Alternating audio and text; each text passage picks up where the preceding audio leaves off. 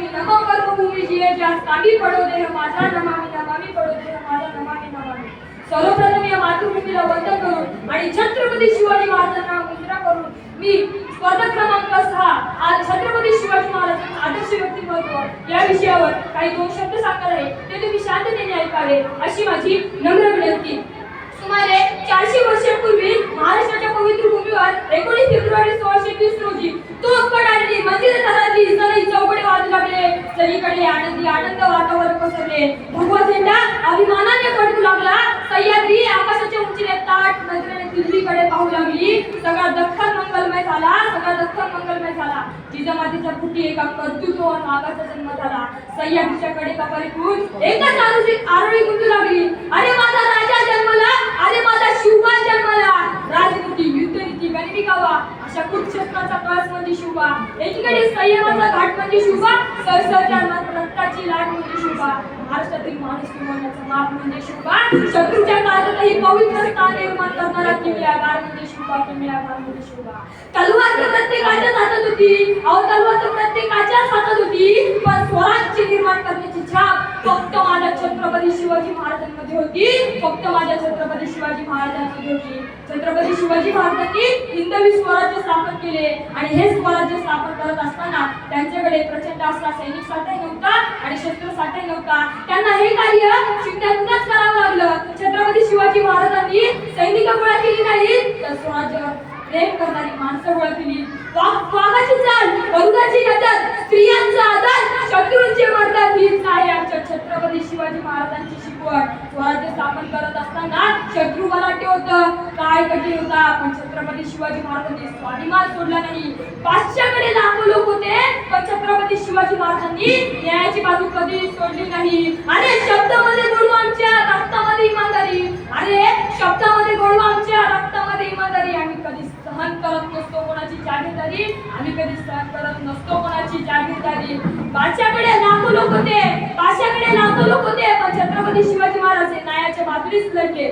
छत्रपती शिवाजी महाराज नेहमीच आपल्या मावळ्यांना सांगत असत की जनतेच्या भाजीच्या देवकाला सुद्धा धक्का लागता कामा नये, म्हणजे त्यांचं एक पैसा सुद्धा नुकसान होता कामा नये। हे असे आमचे छत्रपती शिवाजी महाराज एक प्रजाहितदक्ष राज्यकर्ते सुद्धा होते। 50 वर्षाच्या राज्यकाळात छत्रपती शिवाजी महाराजांनी अतिशय दैदिप्यमान कार्य केले।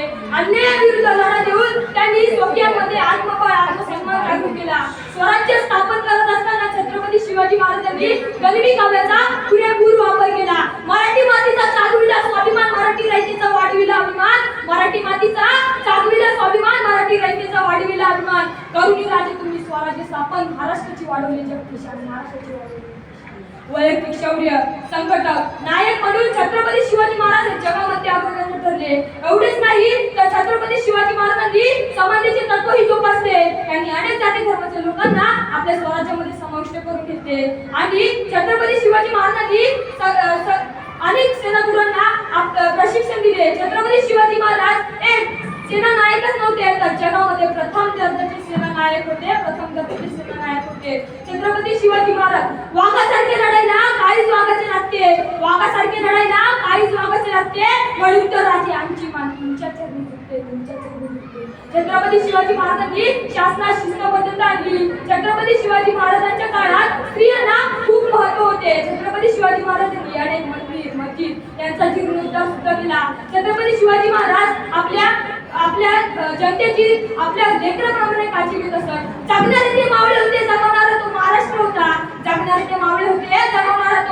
होता, पण स्वतःच्या कुटुंबाला विसरून रयतेची काळजी घेणारा फक्त माझा शिवबा होता। छत्रपती शिवाजी